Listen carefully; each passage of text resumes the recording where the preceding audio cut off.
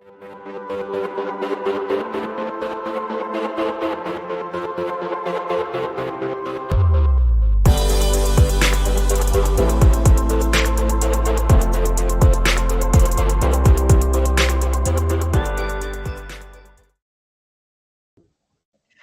everybody. Welcome back to your Dawn of Drones podcast. I'm Dawn Zoldi, your host and the CEO of P3 Tech Consulting. We are in April, and it is a month dedicated to multi-domain operations support, sponsored by MatrixSpace. And we finally have MatrixSpace on the show. Lori DeMatteis, their Chief Growth Officer. Welcome to the show, Lori. Thank you, Dawn. Welcome. We're so excited to be here and so excited to announce MatrixSpace. So thank you for having us. Yeah, absolutely. Thank you for sponsoring this month dedicated to multi-domain ops support. Normally we have our month sponsor on the first show of the month, and Lori called me and said, wait a minute, we're doing a big reveal on April 11th. We need to be on right after that. So here we are. And, obviously we're going to talk about the big announcement you guys had yesterday with your MatrixSpace radar. But before we do, Lori, I want to, for those that don't know you, and most people do, but those that don't, can you give us kind of like that 30-second elevator speech background? Absolutely. Hello to everyone. I'm Lori DeMatteis. I've been in the industry now, about 4 years, and just find this an amazing, fantastic time, and encourage everybody to join this industry. But from a standpoint of my background, I have multiple experiences in taking small companies or small teams or small divisions within large companies and rapidly building them, and just have really a lot of fun on leading edge technology and bringing that into the marketplace on a global basis. So I've spent a lot of time as an expat. I've opened up 110 countries, and looking forward to doing the same thing here at MatrixSpace. Well, it's no wonder they hired you as their Chief Growth Officer. So tell us about MatrixSpace, Lori, because, I know the company is not brand new. It's been around for a little bit, but you're taking it to new heights. So tell us a little bit about the background of the company. The company is actually, it's a very, very cool background. It's here in the United States. Everything has been designed, built, created here in the United States. Either with US citizens or green card holders. We are headquartered in Burlington, Massachusetts, which for those of you that don't know is right outside of Boston. We started as an incubator on the Northeastern campus. We are still part of the Northeastern family. And we have our autonomy team located there. And then our radar team and some of our hardware development team is located right outside of Motorola Hoffman Estates, which is literally right about 30 minutes from the Chicago airport. And so we have a group of folks there as well. So those are our two locations here in the United States. Well, awesome. And you all are reimagining radar. We're going to talk a lot about that today. And you're also doing this thing you've coined as sensing as a service. So tell us, just kind of the quick synopsis of your mission there at MatrixSpace. So our mission is to be able to improve information into our clients' hands, be it military or be it commercial. Our radar is literally the size of a cell phone and about just a little bit a longer width. About double the thickness. Yep. And we believe that this is a game changer for being able to have the industry have something that's small and portable to be able to use to do, whether it's looking in the air and getting information from the air, whether it's on autonomous vehicles on the air or the ground, or whether it's in a ground-based situation, looking at ground-based security, or BVLOS situation where something's flying in the air. So that's what we're about. We're about taking things to the edge and being able to give information back to the user and connecting those piece parts almost like a little bit of an umbrella of coverage. So it makes also an abundant amount of sense why you chose this theme of multi-domain operational support. And Laura, Yes. you showed us this little radar. This is what you had the big announcement about yesterday. Uh, Yes, we the, did.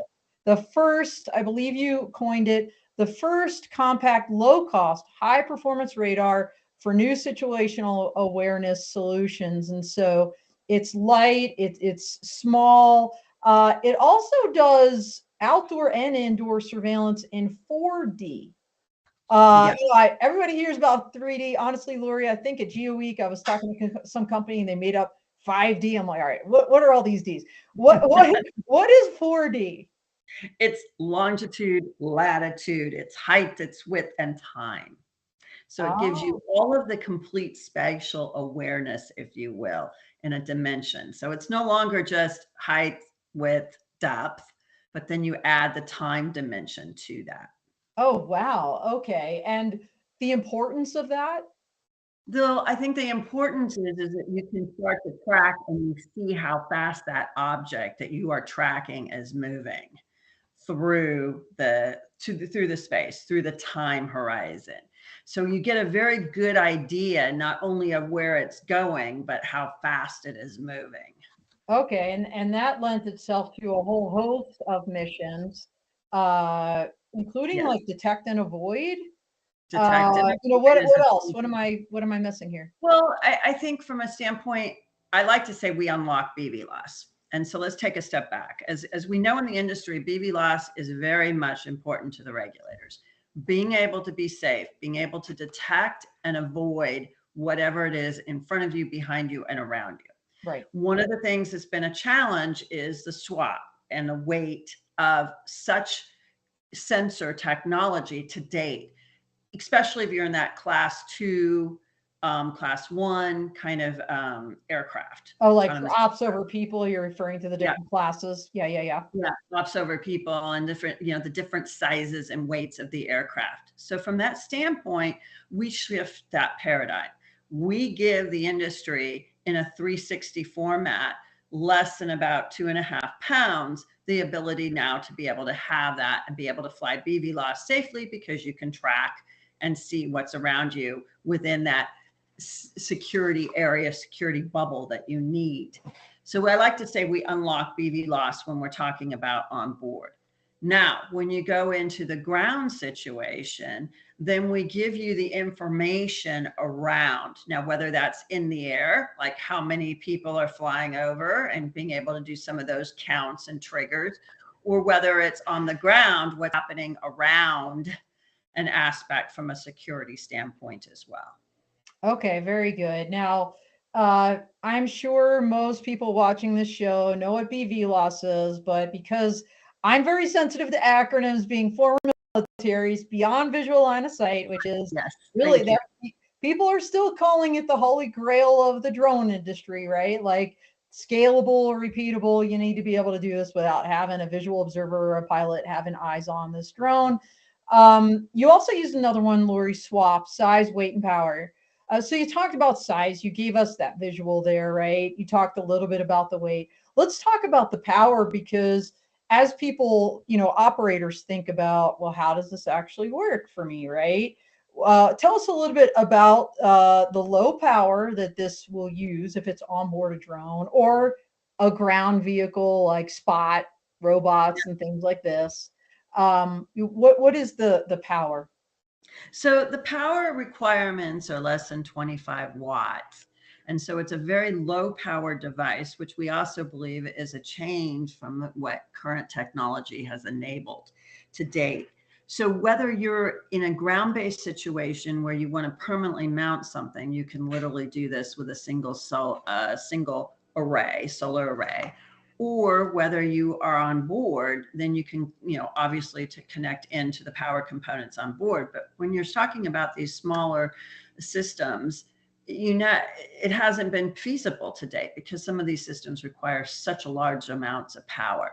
So not only do we have a very small form factor size that we've discussed, we have a very low weight option that now enables these planes to be able to safely fly and handle beyond visual line of sight flight. And then we actually have the low power. Interestingly, if you are in a situation where you're mobile, let's say you're doing surveying or environmental assessments or weather kind of related assessments, emergency management, you're not going to permanently stick something there. You need a way of being able to instantly see the surroundings and being able to, send up your autonomous system. You can do that now with our system because it can be actually run off of a single cell power battery as well. Wow, that is significant. Can you tell us a little bit about some of the other key features, because MatrixSpace designed this to be unique? Yes, it did. And what we wanted to do was to be able to combine the intelligence from a radar system as well as into a software defined aspect. What I mean by that is, as we bring out new technology with this system, our clients will benefit from that and then being able to literally update it through the software. Is that like my Tesla, Lori, where you're going to be pushing updates? Yeah, it's going to be Okay, like I walk through my right? car, it's like, what's different today? Yeah. But the neat thing about this is we're not just the radar, we're also the radar and the networking capability. So we have the ability to take this and give you, wherever this is, be able to combine the sensors and the technology and bring information back to the end user customer as to what's happening in a holistic vantage point. So it's really about computing at the edge and technology at the edge. Now, we've heard about that forever, but we haven't had true edge computing. What we've had is individual sensors and technology coming back to a central command post. Okay. What we change is that ability to actually give the information on our compute is inside the radar system itself. It makes it different and unique because we can actually start to talk about taking information from air to ground, ground to ground, air to air. So we bring in a total mesh network or a bubble, depending on where and how this is laid out. But again, it's about taking that technology and being able to layer it to whatever that end user need is. But the other differentiation of this system is that it works autonomously. So it doesn't require a cloud access. A lot of technologies, especially on the IoT side today, you require the ability to take information and send it to a cloud and then bring it back down and try to work through it and understand what's happening. We do that all within the system, contained within it. Then that information can be taken to a cloud depending on the end user's preference, or to a satellite system, or to even just standing right there, your ground-based system right in front of you. You don't even need to go somewhere else. That's another unique differentiation of our system, is it's cloud independent. It's cloud independent. Correct. Yeah, because everybody's like, oh yeah, we're in the cloud, and you've got this really unique mesh network, which I think is a differentiator. And we always say in the drone world, right? It's all about the data. It's not about the hardware. And the data that is getting pulled in through this network, there's like a wide range and field of view for this system. So can you walk us through a little bit about what that, in terms of range, what we're talking about here? Yeah. So we are absolutely on par or a little bit better with most of the specs, or with the specs that is involved with most of the systems that are sized today. You can't compare this radar to something that's, as big as a house, or big as a house, right? We're talking about something that fits in a backpack. So you have to at least compare it with like to like. Right. From a standpoint of being able to see in our systems, we're out, to typically on your general aviation, we're out 2.5 kilometers plus.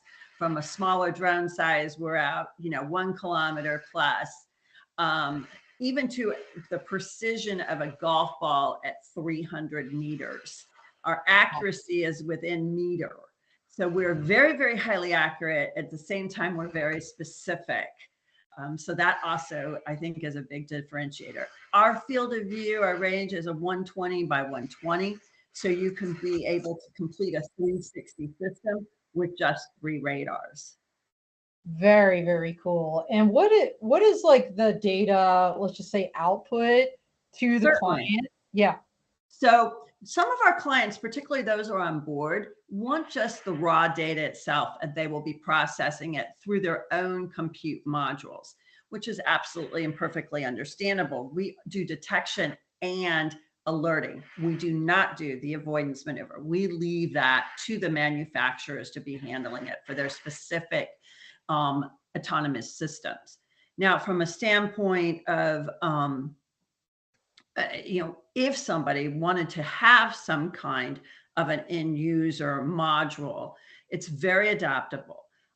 We have a complete open system. And what we have is a GUI interface that's very intuitive. So it's gesture controlled. You're able to move it back and forth. It's operated as an individual user interface or as an enterprise API. So we have a little bit of an options depending on the type of customer, a person is. Okay, very cool. And so like as, just let's pretend I'm a customer.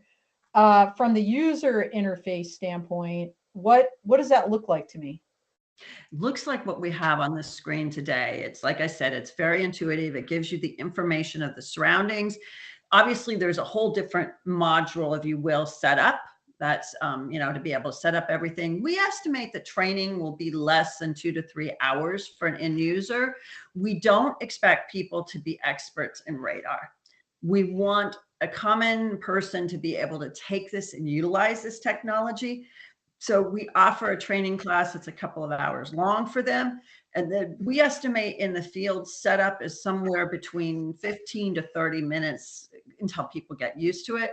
And depending obviously on how, kind of their end user and their experience with this kind of technology is. But again, we have aimed as a company, our mantra has been within MatrixSpace to ensure that everything is very simple and easy to use. Well, that's key because if I was out in the field, I mean, I imagine, there's a team there, right? You've got a crew, but the more training and the more different things I have to know, like, Yes. and the simpler you can make this for me, the better, right? Yes. So absolutely. So we talked a little bit about drones, Lori, but I know you and I have talked offline. This could apply to electric vertical takeoff and landing aircraft, advanced air mobility use case kind of scenarios. Tell us a little bit how does this work? So in addition to being like on board the aircraft, you could have ground units and just tell us a little bit more about that. So it's been very interesting from a standpoint of what the end users have fed to me in my conversations, right? Everybody's gotten very excited about this because there's an ease of use now that they can do on board, but they also can have it, let's say, in a vertiport and being able to have it sitting there and be able to handle situational awareness and those kinds of aspects, or even safety.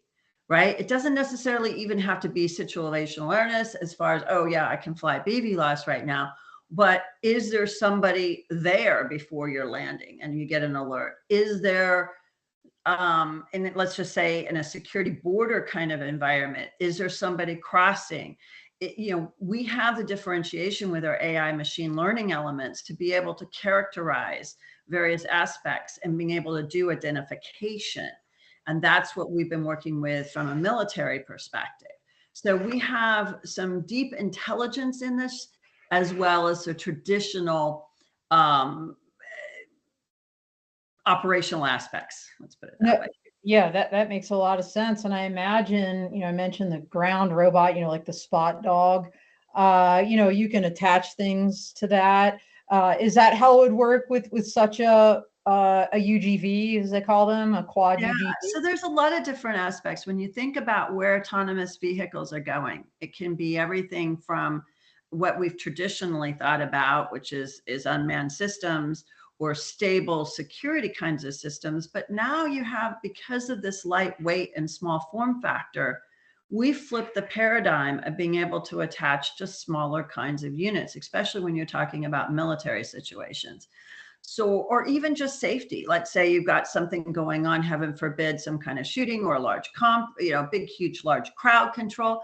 You want to be able to send in an autonomous vehicle just to see what's happening on the ground. Now you're able to do so. And with our radar sensor, be able to have combined with other sensors, because we're sensor agnostic, we can combine that and be able to see what's happening and give that information back to the end user. So wherever a vehicle can support the weight of our system, then you can add this sensor technology to it.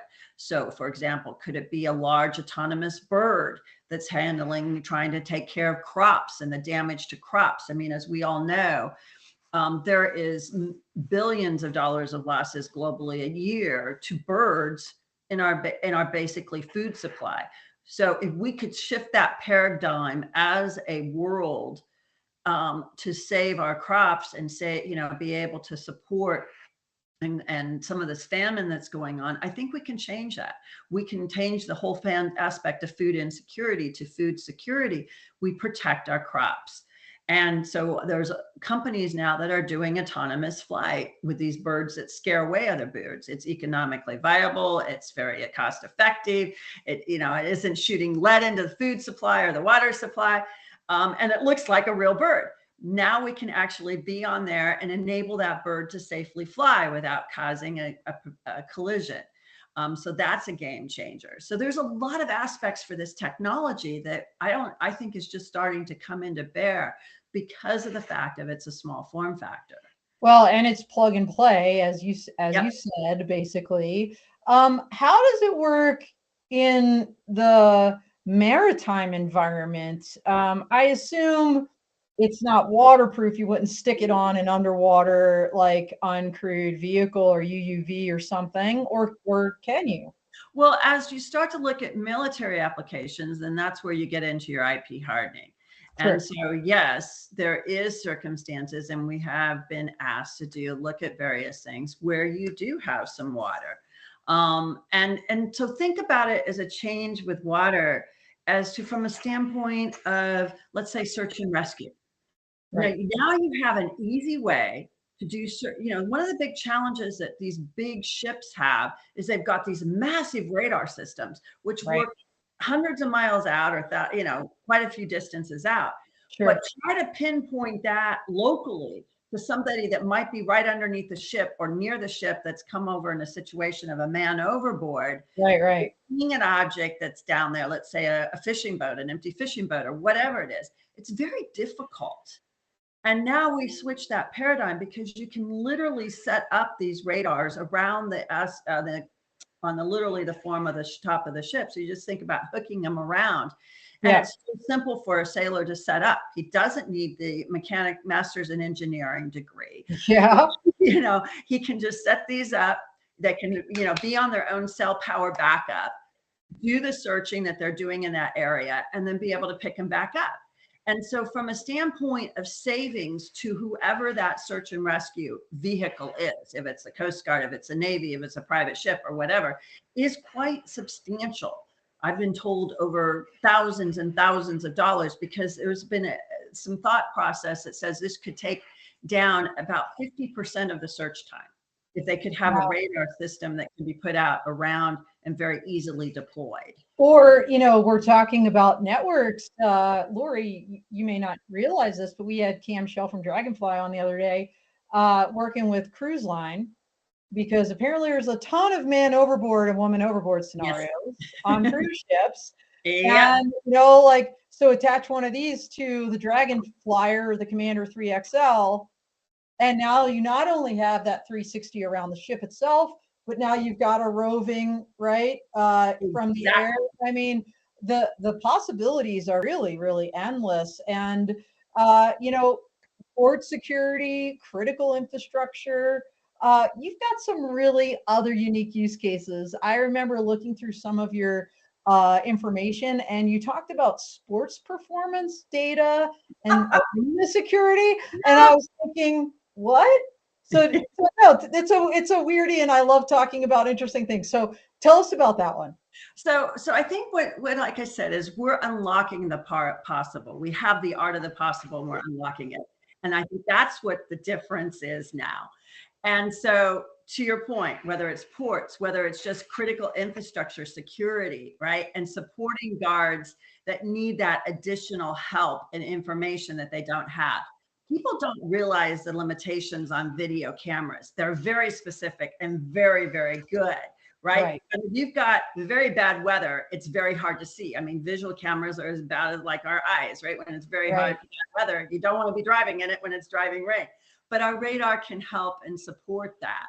Now, to golfing and some of the sport activities, those are just like, I call it the fun application. Because now we can actually be able to track how the golf ball is going, how your performance is. You can call up a coach and say, what are you seeing from me? How is this working? You know, I've had, you know, 5 different times at this golf course, and why is this one so worse than the others? Can you see whether my trajectory is it my swing just off? You know, oh my goodness, I'm making better, you know, longer drives than I've ever made. What is this? Why am I making better drives this time? So you have that performance aspect with a GUI application with one of our key partners. And so again, it's the affordability that has made this a change. So what we hadn't talked about, we've talked about the swap, but we haven't talked about the price point. And our price point is tremendously less expensive than any of the radars or any of the systems in the market today. Look forward to sharing and giving people more information around that, but rest assured that this is a huge change from what people have experienced in the past. So that's another reason for this. Yeah, absolutely. There's so much we can talk about. And, you know, to your point, Lori, you know, honestly, we can say the sports application is just fun, but hey, sports are, that's a business. No, I mean, there is big, we know this, there is big money in sports. And so if anybody from the sports world is listening, hello, here's something you might not have thought about, honestly. And I want to go back to the defense application real quick. And then from there, I really want to talk about how does this work as a practical matter? Because I imagine it's scenario, you mentioned like, you know, the price point. I imagine it's scenario dependent. I want to talk about the different models that, you know, how this can be deployed, if you will, right? So first, defense. It's tiny. I can throw it in my rucksack. You know, what are defenders using this for out there? So I think we look at defense, you look at base security. Yeah. You look at the aspect, to your point. I have it in my rucksack. Can I stick it on my autonomous dog, you know, and let it go forward and give me information of, is somebody in that forest? Is somebody over here, right? Or you could flip up a bird and fly that bird over that looks like a normal bird. Is anybody going to, you know, think that it's anything different when you see an eagle? Oh, it's a beautiful eagle, right? Right. You have no idea that it's got a radar that's giving information back, right? To the standpoint of autonomous vehicles. So it really helps, particularly in that forward deployment situation in the middle of nowhere, to be able to give the communications as well as to be able to share the information back to the team members or be able to keep the team members safe. Because remember, not only do I have that radar technology, but I also have that network aspect. Yeah, and the full integration, you know, from a homeland security standpoint, when I say that term, it really fairly embraces our public safety brothers and sisters, right? Because when you think about homeland security, the first boots on the ground are always local law enforcement. You know, they really struggle with funding. I mean, we've seen this on the drone side, people trying to start their own drone programs, but you know, at the price point we're talking about and the mobility of this thing and the flexibility of it, I imagine this could be an amazing asset for local law enforcement as well. We do too. We believe in even the border security and federal protection, especially in specialized protection requirements and needs, dignitary. Oh, like VIP kind of? Yes. Oh, yes. Okay. Yep. Yep. So I think, like I said, you know, it's a tool to augment, and you know, people get very concerned about the fear factor of technology and what's it going to do to me and what's it going to hurt? What, you know, how, you know, is it going to displace jobs? And I actually think this is a tool to make our lives simpler and make our lives safer. And so that's what I like to see, is that we are enabling technology, forward-thinking technology, to become our day-to-day, in our day-to-day uses, if you will, to be, you know, help our productivity levels. Yeah, absolutely. Well, let's talk about, just as a practical matter, how someone, you know, whether it's law enforcement, whether it's defense, whether it's a critical infrastructure, you know, partner, how do they work with MatrixSpace to have this kind of security system, if you will? In other words, am I purchasing a bunch of different units? Am I, we call this software as a service, or a security as a service. So am I hiring you or your team to come out and operate this thing? Or how exactly does it work? Are there different models? Yeah, there's going to be different models in how we deploy with the end user customer, depending on who that end user customer is. Right. We have key partners that will do the maintenance and the support and some of the integration aspects. Really depends on, like I mentioned, who that end user customer is. We are not into a professional services company where we're going to, be, day-to-day involvement and, changing out stuff. I mean, that's where we have some key partners that can handle some of that aspect. What Right. we want to do is support our end user customers in the successful use of the technology. And so we have, like I said, whether it's going to be a software as a service kind of a model, whether it is, just depending on whether it's capital or expense, just really depends on that end user customer. Oh, that makes a lot of sense. And, you know, we talked about sports arenas, essentially. We talked about borders. I imagine your system can have coverage for any range, from small arenas all the way to an entire country's border. So it really depends on how the customer wants to be able to utilize our system. But yes, they can start to put an overlay out, and we would support all that overlay and that infrastructure, like I said, with some of our key partners. And one thing I think, Dawn, that we want to be clear on is that MatrixSpace and Greg Waters, our CEO, is very, very key on customer service and customer support.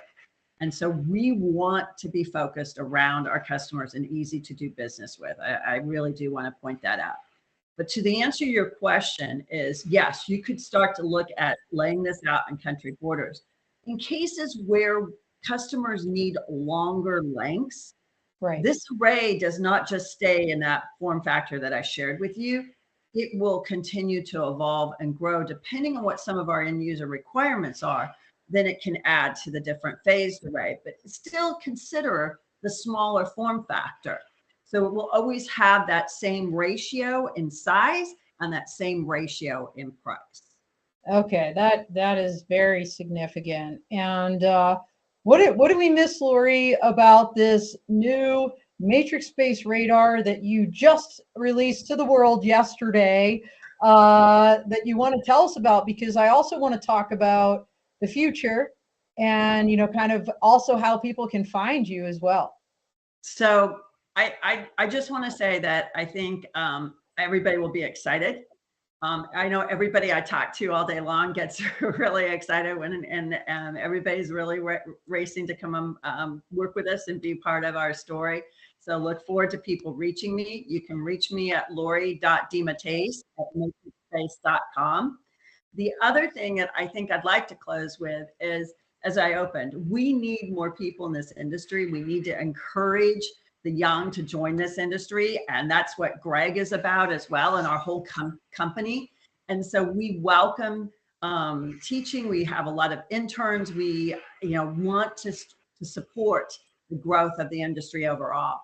But the one final thing I can say is that we are adjusting. We are able to move and at our clients' needs. And where clients are going, we find that this technology is nimble enough to be there with them. And that's what I find is exciting, is that this is absolutely not just one thing. It is the first of many stepping stones for our customers. Well, Lori, it really harkens back to the company's origins, being at the R&D hub at Northeastern University there near Boston. And, I love the fact that you're engaged in uh, not only evolving the technology that you're putting forward, which is incredible, but also the industry as well as you go. And I wanted to thank you not only, and of course, Greg and MatrixSpace as a whole, not only for sponsoring this month of multi-domain operation support. But also, everybody, if you didn't know, MatrixSpace are one of our scholars program sponsors for the Law Tech Connect workshop. And so at AVSI Exponential on Monday, May 8th. So please join us there, meet the scholars that MatrixSpace is supporting. And I know you've also supported Women in Drones and their big event at CES earlier in the year. So, behind the scenes, you're quietly doing these incredible things to develop people, which I think is really wonderful. So, thank you so much for that. By the way, speaking of exponential, everybody, this is really important. Congratulations. MatrixSpace has been listed as one of the down select finalists for the Excellence in Technology Enabling Components and Peripherals Award. Yes. So that will actually, the winner will be announced at a big ceremony on site on Tuesday in Denver, May 9th from 1 to 2 p.m. Mountain Time. So make sure you're getting your ticket and joining us. Meet Lori in person. We'd love to see you there as well. So very exciting. But before we close, Lori, I know this is just the beginning. You said stepping stone. You guys have big visions for the future as well. I don't know if you want to talk a little bit before we close about some of the things you're projecting out throughout this year and into 2024 as well. Well, let's just say that we have some very big plans, and whether it's having to do with the AI and machine learning portion and identification of where we're going and a game changer for the industry on that, or whether it's an evolution of eVTOL and the ability to communicate and wrap cities to enable safe flight from rooftop to rooftop. There is a lot of interesting things that we're working on with various organizations, both here in the United States and internationally, and look forward to sharing that with everybody. Well, we will absolutely keep an eye peeled for what is happening with MatrixSpace. I imagine we're going to keep seeing press release after press release throughout the coming months. We're really excited for you. Thank you so much for sharing this time with us and for telling us all about your new MatrixSpace radar. And we look forward to seeing you in person as well, Lori. Thank you. Thank you so much. Appreciate it. All right, everybody. Bye. We are out here.